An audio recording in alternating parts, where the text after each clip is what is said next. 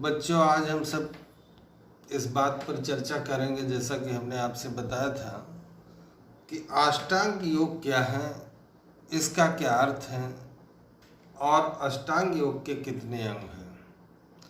पर जो हमने पहले पढ़ा था उसको ये जानना आवश्यक है कि हमने उसमें कितना वर्क किया और कितना नहीं। योग इस बात के लिए है कि अगर हम अपने से झूठ बोलते हैं तो हम दूसरों के लिए अच्छा नहीं बल्कि अपने लिए बुरा करते हैं। आपको पता है कि आज जो संसार में महामारी चल रही है उसके कारण हम सब एक साथ नहीं मिल रहे हैं। दूर से बैठकर मोबाइल के माध्यम से ज्ञान का आदान प्रदान होता है। तो आज जो सबसे पहली बात है कि अष्टांग योग है क्या। योग की तो बहुत बातें होती हैं, पर बच्चों, जब आध्यात्मिक के रूप में योग शब्द का हम लोग इस्तेमाल करते हैं तो उसका अर्थ होता है आत्मा से परमात्मा को जोड़ना। महर्षि पतंजलि ने भी यही कहा कि आत्मा से परमात्मा को जोड़ने के लिए 8 चीजों का होना बहुत आवश्यक है, जिसमें से पहला है यम, दूसरा है नियम, तीसरा है आसन, चौथा है प्राणायाम, पांचवा है प्रत्याहार, छठवां है धारणा, सातवां है ध्यान और 8वां है समाधि, जो अभी हम सबको इसकी जरूरत नहीं है। अब हम सबसे पहले यम की बात करेंगे कि यम है क्या चीज और यम के अंदर आती कितनी चीजें हैं। तो यम में अहिंसा है, सत्य है, अस्तेय है, ब्रह्मचर्य है और परग्रह है। यम शब्द संयम शब्द से आया है और यम का अर्थ ये भी है कि हम बाहरी चीजों के संपर्क में आए। इसमें जो पहला शब्द है अहिंसा, अहिंसा का अर्थ आप सब जानते हैं कि अहिंसा का अर्थ है कि दूसरों से झगड़े, झंझट, विवाद, दूसरों के प्रतिष्ठा को ठेस न पहुंचाना। दूसरा है इसी में सत्य, जो हमको सच बोलना है। तीसरा है अस्तेय, हमको किसी के पास अपनी चीजें रखने के लिए झूठ बोलने की जरूरत नहीं है। चौथा है अपरिग्रह, हमको संग्रह उतना ही करना है जितना हमारे जीवन के लिए आवश्यक है। लेकिन आज जिस यम शब्द से हम लोग योग शुरू करने जा रहे हैं वो 4-5 हजार वर्ष पूर्व इसका उपयोग होता था, पर मजबूरी है कि अब शुरू यहीं से करना है।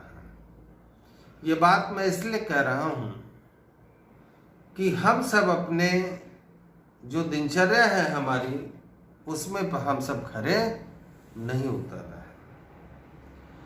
अहिंसा का अर्थ है कि हम दूसरों के धर्मों को, दूसरों के व्यक्तित्व को, दूसरों का आदर करें, उनसे बेवजह झगड़ा न करें, उनकी बात को समझें। सत्य का अर्थ है, जैसे बहुत से लोग कहते हैं कि हमने आपको फोन किया ये जानने के लिए कि आप कैसे हैं, आपका स्वास्थ्य कैसा है, आप ठीक हैं या नहीं। पर सच्चाई इसके उलट हो जाती है कभी कभी कि लोग अपने स्वार्थ के लिए मुझे फोन करते हैं। ऐसा मैं नहीं कहता, ऐसा अनुभव बोल रहा है कि ऐसे करीबन 60% लोग हैं जो ऐसा काम करते हैं। तीसरा अस्तेय, अस्तेय का अर्थ यह है कि हम अपने सामने वाले को वो चीजें बताएं जो हमारे पास सच है। कभी ऐसा होता है कि हम फल मंडी में जाते हैं, कभी हम दूसरा सामान खरीदने जाते हैं, तो लोग अपने बुरे सामान को भी अच्छा बता करके मुझे बेचते हैं। उनसे इससे मतलब नहीं है कि जो मैं सामान दे रहा हूं उसके एवज में पैसा ले रहा हूं, तो ऐसा न करूं कि जो सामान अमुक व्यक्ति ले रहा है वो अपने शरीर को नुकसान, उसके शरीर को नुकसान पहुंचे। ऐसा भी लोग करने से नहीं हिचकते हैं। 5वां है इसमें अपरिग्रह, और अपरिग्रह का अर्थ है संग्रह। हम सब संग्रह इतना करते हैं कि हमको 4 जोड़ी कपड़े ले लेने हैं, 2 जोड़ी जूते ले लेने हैं, खाने का सामान इकट्ठा कर लेना है, वो भी चीज आ जाए, ये भी चीज आ जाए, कार आ जाए, बंगला आ जाए, मोटर आ जाए।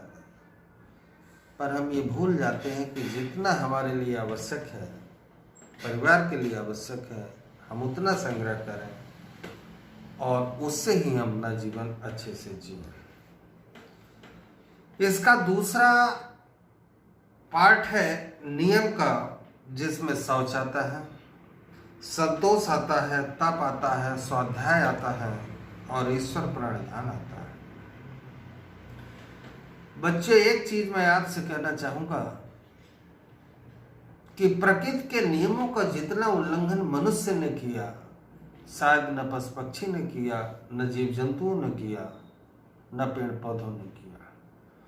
उनके जीवन जीने का एक बहुत सरल तरीका है और सुंदर तरीका है कि सूर्योदय के समय वो जागते हैं, अपना भोजन ग्रहण करते हैं, अपना वर्क करते हैं और शाम को सूर्यास्त होने के बाद वो सोने चले जाते हैं। पर मनुष्य ठीक इसके उल्टा काम करता है। जहां पर उसको एक निश्चित समय सीमा सोने जागने उठने की हो, तो वहां 2 बजे रात तक हम जागते हैं, 11 बजे दिन तक सोते हैं। ये बात सच है कि भाग दौड़ भरी जिंदगी में, पर ये उससे और लाख गुना सच है कि अगर आपने अपने जीवन में नियम नहीं बनाए तो दुनिया की कोई ताकत आपको स्वस्थ रखने में मदद नहीं कर सकती। एक बार मैंने आपसे कहा कि मनुष्य ने जितना प्रकृति के उल्टा काम किया, उसका नतीजा है कि अब भाई से भाई मिलने में डर रहा है, पिता पुत्र से मिलने में डर रहा है कि कहीं ना ऐसा हो कि हमको इस महामारी की चपेट में हम आ जाए। तो बच्चों, शौच का अर्थ अंदर के मन को साफ करना, बाहर के शरीर को साफ करना, और जो हमारे अगल बगल घर हैं, परिवार हैं, उनको भी हम ज्ञान दे सकें को अपने घर को साफ सुथरा, मन को साफ सुथरा अंदर और बाहर रखें। संतोष का अर्थ है कि जितना हमारे पास है, जितना हमने अपने कर्म के द्वारा अर्जित किया है, उसमें मुझे संतोष करना होगा। हमको ये नहीं करना होगा कि दूसरों को देखकर मेरे पास ये गाड़ी हो जानी चाहिए, मेरे पास ये बंगला हो जाना चाहिए। हमको इस पर विश्वास पहले करना चाहिए कि मैं जिस लायक हूँ, जो कर्म मैं कर रहा हूँ, उसको जितना मुझे ईश्वर ने दिया, मुझे उस पर संतोष होना चाहिए। तीसरा है तप। आप जो काम आज कर रहे हैं, या जो काम मैं कर रहा हूँ, या जब मैं आपकी उम्र में था, तो मुझे इस चीज का ज्ञान नहीं हो पाता था कि तप शब्द का अर्थ कितना व्यापक होगा। इसमें गर्मी जाड़ा, सुख दुख सब एक समान हमको लेना होगा और हमारे अंदर वो शक्ति पैदा हो जानी चाहिए कि अगर हमने निर्णय ले लिया है कि इस काम को आज करना है मुझे, तो उसको करना है और अपने शरीर को इस हिसाब से हमको डेवलप करना चाहिए।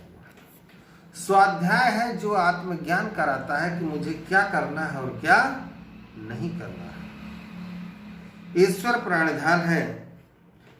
ईश्वर के स्वरूप को जानने के लिए ईश्वर के प्रति भक्ति आस्तिकता के साथ ईश्वर का प्राणिधान जरूरी है। मैं आपसे एक चीज कहना चाहूंगा, कभी आप अनुभव करेंगे कि जब आप खाली समय पाएं तो आधे घंटे, 20 मिनट, 15 मिनट एक जगह कमरे में शांत आप बैठे, कुछ सुने या ना सुने, पर आप ऐसा विचार बिल्कुल न करें कि मैं कुछ सोच रहा हूं, बल्कि आप शून्यता की ओर बढ़ेंगे। तो आपको लगेगा कि मैं ईश्वर के नजदीक पहुंच रहा हूं और मैं एक संपूर्ण ब्रह्मांड हूं। और जब आपको ये पता चलेगा, तो मैं जानता हूं कि जो योग के माध्यम से हम प्राप्त कर रहे हैं और योग करने के जो ये 8 गुण मैंने आपको पहले बताए हैं, वो जीवन में जब हम उतार लेंगे, तो जब हमारी स्थिति यम, नियम, शौच संतोष, स्वाध्याय, ये सब चीजें आ जाएंगी तो किसी भी वर्ल्ड की किसी भी दिक्कत से निपटने के लिए मनुष्य स्वयं में इतना ताकतवर होगा कि उसको किसी भी रासायनिक हथियार की जरूरत नहीं होगी। उदाहरण के तौर पर मैं आपको एक चीज बता देना चाहता हूं कि आप खुद जानते हैं कि दुनिया के पास इतनी ताकत है कि यहाँ बैठ करके चीन में हमला कर दे, चीन हम पर हमला कर दे, लेकिन एक ऐसा वायरस जो न दिखाई दे सकता है न जीवित है, उसके भय से पूरे वर्ल्ड के चक्के थम गए। अब एक वर्ल्ड पूरी सरकार कहती है कि आप अपनी इम्यूनिटी को बढ़ाइए, अपने इंटरनल पावर को बढ़ाइए और उन चीज़ों का इस्तेमाल करिए जिनसे आपके अंदर आग प्रतिरोधक क्षमता डेवलप हो। वो किसी रासायनिक हथियार से आने वाली नहीं है, वो तो हमको अपने प्राकृतिक चीज़ों को ही ग्रहण करके हम उससे प्राप्त कर सकते हैं और आई हुई महामारी से लड़ सकते हैं। बच्चों, आगे तो और समझाना है पर कुछ मजबूरियां होती हैं आपके लिए भी मेरे लिए भी कि हम सबके और विषय पढ़ने हैं, एमबी खर्च होगी, फिर नेट नहीं चलेगा, इसलिए इसका तीसरा पार्ट है आसन। उसका सूक्ष्म वो है कि हम जिस स्थिति में सुखपूर्वक बैठ सकें। चौथा है प्राणायाम। हम ईश्वर के जितना नज़दीक, श्वास पर जितना हम कंट्रोल कर पाएंगे उतना ईश्वर के नज़दीक जाएंगे। इसके लिए हम कपालभाति करते हैं, इसके लिए हम वस्त्र का प्राणायाम करते हैं। पांचवा है प्रत्याहार, जिसमें हम अपनी पूरी व्यवस्था,